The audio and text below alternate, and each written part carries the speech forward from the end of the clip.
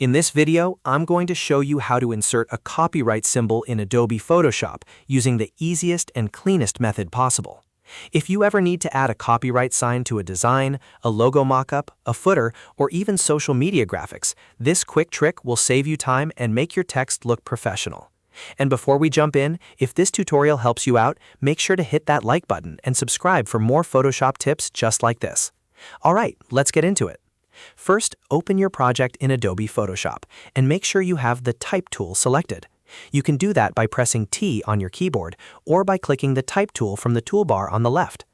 Once you've selected it, click anywhere on your canvas where you want the copyright symbol to appear. This creates a text insertion point, so Photoshop knows exactly where to place the symbol. Now that your text cursor is active, go up to the top menu and click Window, then choose Glyphs. This opens the Glyphs panel, which is one of the best tools for finding special characters that are not always easy to type directly from the keyboard. When the Glyphs panel appears, look at the drop-down at the top.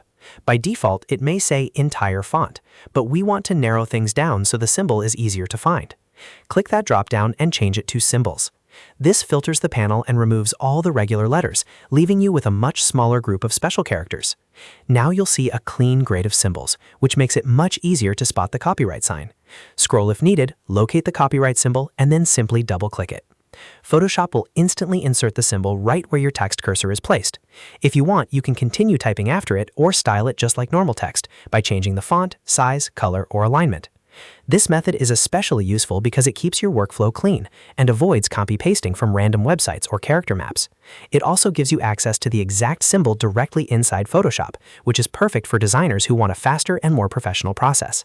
If you don't see the symbol right away, make sure you're still using a font that includes that glyph, and double-check that you switch the panel to Symbols. That usually solves the issue immediately.